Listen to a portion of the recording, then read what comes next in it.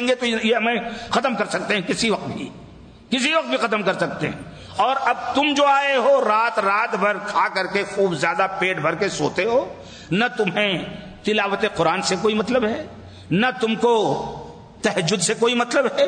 تو جب شکل یہ ہے کہ تم بھی ہمارے برابر ہو گئے اپنے امانت میں اور اپنے سارے معاملات میں, تو اب کس چیز کا ہم ٹیکس دیں تم کو؟ تمہاری حیثیت ہم سے اونچی ہو تو ہم دیں.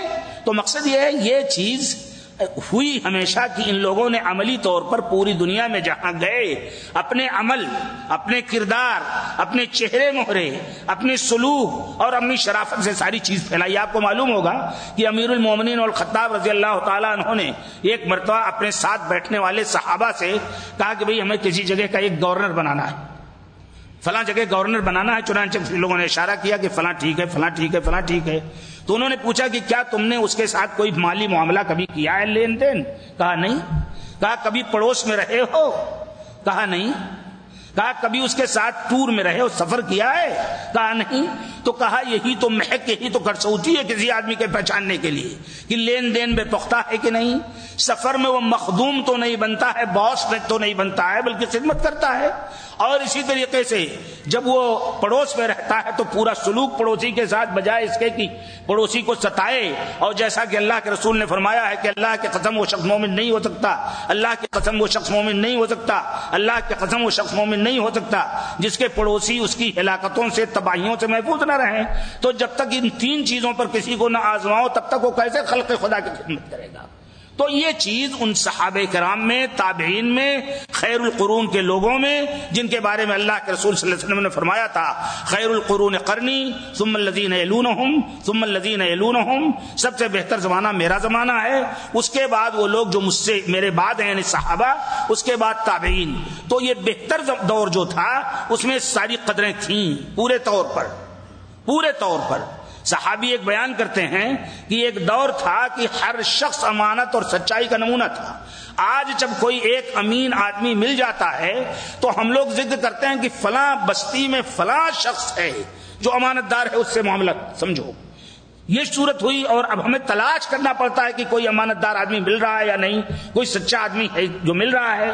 تو اس دور میں صحابہ کرام رضی اللہ عنہم اجمعین نے پورے طور پر یہ بات سمجھی کہ دین ابراہیمی جو آیا تھا اور حضرت ابراہیم علیہ السلام نے جس طرح خانہ کعبہ قائم کیا تاکہ یہ توحید کا مرکز زندہ رہے, اور پھر حضرت ابراہیم اور حضرت اسماعیل علیہ السلام کے بعد مختلف قومیں جس طرح سے بت پرستی میں مبتلا ہوئیں. شروع تو حضرت نوح علیہ السلام سے یہ چیز شروع ہو گئی تھی, ان کے دور سے, کہ وہاں کچھ لوگ تھے یغوث, یعوق, نصر وغیرہ بڑے بڑے بزرگ. جب وہ لوگ مر گئے تو وہاں کے لوگوں نے اپنی عقیدت میں ان کے بت تراش لیے اور پوجنے لگے.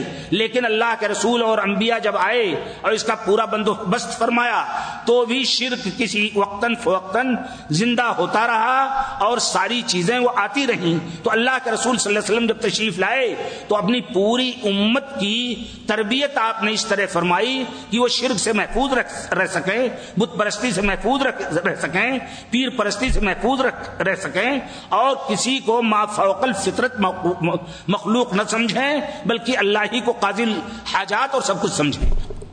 تو جو تربیت اللہ کے رسول صلی اللہ علیہ وسلم نے اپنے صحابہ کی تھی, اس تربیت کا یہ نتیجہ تھا کہ وہ جہاں بھی پہنچے ہر جگہ انہوں نے یہ ذمہ داری سمجھی کہ ہمیں شرک کے خلاف, کفر کے خلاف, بدعت کے خلاف, اور سنت جہاں پورے طور پر موجود نہیں ہے سنت کی نشر و اشاعت کے لیے پوری جدوجہد کرنی چاہیے.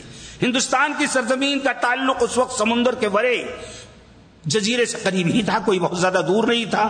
اس طرف یمن کے راستے سے, کسی طرف اور راستے تھے, اور تجارتی تعلقات جیسا کہ میں نے بتایا ان لوگوں کے ساتھ تھے عربوں کے. تو جب یہاں کی بت پرستی دیکھی انہوں نے تو سب سے زیادہ اس پر زور دیا. چنانچہ امیر المومنین والخطاب رضی اللہ تعالیٰ عنہ کی خلافت ہی کے دور میں کچھ فاتحین آئے اور انہوں نے سندھ وغیرہ کے علاقے میں, دیبل کے علاقے میں اور بمبئی کے سواحل پر دعوت و تبلیغ کا کام کیا.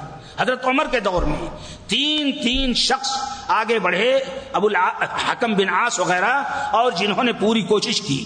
پھر اس کے بعد امیر المومنین اور خطاب کے دور کے بعد حضرت امیر المومنین عثمان بن عفان رضی اللہ عنہ کے دور میں یہ تعداد اور بڑھی. پھر حضرت علی کے دور میں کچھ فتنے جاگے، لیکن اس کے بعد امیر معاویہ رضی اللہ تعالیٰ عنہ کو جب دور ہوا اور فتنے کم ہوئے اور حکومت اور مضبوط ہوئی تو بنو امیہ نے جد و جہد کی. چنانچہ امیر معاویہ کے بعد جو بنو امیہ کا دور آیا اس میں ولید بن عبد الملک کے دور میں حجاج بن یوسف جب وہاں کے گورنر بڑے مشرقی صوبوں کے، بمبئی کے، اس طرف ہندوستان کے، سندھ کے، بلوچستان کے، تو اس دور میں جب ظلم کیا وہاں کے لوگوں نے، جو لوگ دعوت و تبلیغ کے لیے، جو لوگ تجارت کے لیے سری لنکا گئے تھے یا جنوبی ہند گئے تھے سمندر کے راستوں سے، ان پر ظلم ہونے لگا. اور ایک مرتبہ ایک قافلہ وہاں سے سرندیپ سے لوٹ رہا تھا سیلون کے علاقے سے، تو دیبل کی بندرگاہ پر جو کراچی ہی کی ایک پرانی شکل تھی، وہاں راجہ داہر نے حملہ کر کے ڈاکو اٹھائے اور قتل کیا عورتوں کو بھی. عورتیں چیخیں اور سارے مسائل ہوئے. ولید بن عبد الملک تک یہ آواز پہنچی. چنانچہ ولید بن عبد الملک نے حجاج سے کہا کہ تم مشرقی صوبے کے، مشرقی زون کے تم ذمہ دار ہو، تم کو بندوبست کرنا چاہیے. ہماری لڑکی اور ہمارے لڑکے اور ہمارے جوان جو دین کی دعوت کو لے کر کے گئے تھے، جو تاجر ہیں، جو امن پسند ہیں، جن سے کوئی چیز شر ظاہر نہیں ہوئی، ان پر کیسے وہاں کے ڈاکو نے حملہ کیا. چنانچہ محمد بن قاسم ایک 19 سال کا نوجوان منتخب کیا گیا اور وہ گئے. اور آپ کو معلوم ہے سندھ اور ملتان میں سب سے پہلے اسلام پھیلا محمد بن قاسم کے دور میں. یہ وہی دور تھا جب اسلام کی اصلی شکل زندہ تھی. وہ بہتر دور تھا جس میں قرآن پاک، حدیث رسول، سنت رسول، یہ ساری چیزیں جتنی تھیں ابھی تر و تازہ تھیں. ابھی تک عجمیت، ابھی تک غیر اسلامی رسوم ان میں نہیں آئے تھے. آپ کو معلوم ہے کہ ہمارے ائمہ مجتہدین جو بعد میں جنہوں نے دین کی عظیم الشان خدمات کی، اپنے اپنے ذوق اور مسلک کے اعتبار سے وہ ائمہ مجتہدین، ان کا کوئی ذکر اس وقت تک نہیں تھا. حضرت امام اعظم ابو حنیفہ رحمۃ اللہ علیہ، امام ابو یوسف، امام ظفر اور امام محمد کے استاد، ان کی صورت یہ تھی 80 ہجری میں پیدا ہوئے. حضرت امام ابو حنیفہ رحمۃ اللہ علیہ 80 ہجری میں اور 150 میں وفات ہوئی. اب اگر 80 ہجری میں پیدا ہوئے تو بہت جلدی اگر ان کے شاگرد پھیلنے لگے ہوں گے تو 120-30 میں پھیلے ہوں گے. بھئی جس روز پیدا ہوئے اسی وقت کیسے پھیلیں گے؟ حضرت امام مالک رحمۃ اللہ علیہ سن 79 میں پیدا ہوئے، حضرت امام شافعی 150 میں پیدا ہوئے، اور حضرت امام احمد بن حنبل کے سن میں پیدا ہوئے. بھائی 194 یا 164 میں. تو ان لوگوں کے پہلے وہ مختلف ٹولیاں، مختلف فرقے، مختلف افکار، مختلف لوگوں کی طرف انتساب نہیں تھا. یہاں تک کہ شاہ ولی اللہ محدث دہلوی جو اپنے آپ کو باقاعدہ کھل کر کے کہتے ہیں کہ میں حضرت امام ابو حنیفہ رحمۃ اللہ علیہ کے مسلک پہ چل رہا ہوں، انہوں نے بتایا ہے کہ 64 صدی ہجری کے پہلے کوئی مذہب تھا ہی نہیں. ایسے ہی مشہور فلسفی ابن خلدون، تو اس دور میں تاجروں کے ذریعے، مجاہدین کے ذریعے، صحابہ کرام کے ذریعے اور سفر کرنے والے لوگوں کے ذریعے جو شکل پہنچی وہ بالکل اصلی اسلام کی شکل تھی. اسی لیے امام بشاری مقدسی جن کی کتاب احسن التقاسیم فی معرفت البلاد والاقانیم، جغرافی کی سب سے مستند کتاب، آج بھی یورپ اور امریکہ اور ایشیا میں مانی جاتی ہے اور افریقہ میں ہر جگہ، انہوں نے کھل کر کے لکھا ہے کہ میں 375 میں گیا سندھ اور ملتان میں، تو وہاں یا تو کچھ لوگ ایسے ملے جو حضرت علی کی طرف اپنے آپ کو منسوب کرتے تھے، اور بقیہ لوگ جو ملے وہ سب کے سب اپنے آپ کو حدیث کی طرف منسوب کرتے تھے، یعنی حدیث کہتے تھے. محمود غزنوی کے دور میں قفال مروزی، شہاب الدین غوری کے چھوٹے یا بڑے بھائی شمس الدین غوری کھل کر اپنے سلسلے میں اپنے لوگوں سے، مورخ فرشتہ نے بھی، چشنامے والے نے بھی، سب نے لکھا ہے کہ کھل کر اپنے آپ کو منسوب کرتے تھے حدیث کی طرف، کہ میں کسی کی تقلید کی طرف نہیں جا رہا ہوں. اور خود ان ائمہ کرام نے اپنی تقلید سے روکا تھا. حضرت امام ابو حنیفہ رحمۃ اللہ علیہ نے، ابھی میں نے ذکر کیا، انہوں نے امام ابو یوسف اور امام محمد سے کہا کہ تم کیا لکھ رہے ہو؟ کہا آپ کے اقوال کا وہ لکھو جہاں سے میں لے رہا ہوں، یعنی قرآن و حدیث. اور امام ابو حنیفہ رحمۃ اللہ علیہ کھل کر فرمایا کہ جب صحیح حدیث ہو جائے تو وہی میرا مذہب ہے.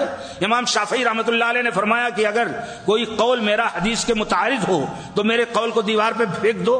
امام مالک رحمۃ اللہ علیہ نے فرمایا کہ ہر ایک کہ کچھ باتیں چھوڑ دی جائیں گی، کچھ باتیں لی جائیں گی، سوائے اس قبر والے یعنی محمد الرسول اللہ صلی اللہ علیہ وسلم کی، کہ آپ کی ہر بات واجب ہے اور کوئی بات چھوڑی نہیں جا سکتی ہے۔ اور احمد بن حنبل نے تو اور کھل کر کے کہا کہ نہ تو میری تقلید کرو نہ اوزاعی کی۔ تقلید کا مطلب یہ تھا، اس دور میں تقلید کی یہ شکل تھی بھی نہیں جو آج کل ہے، تکفیر کی حد تک۔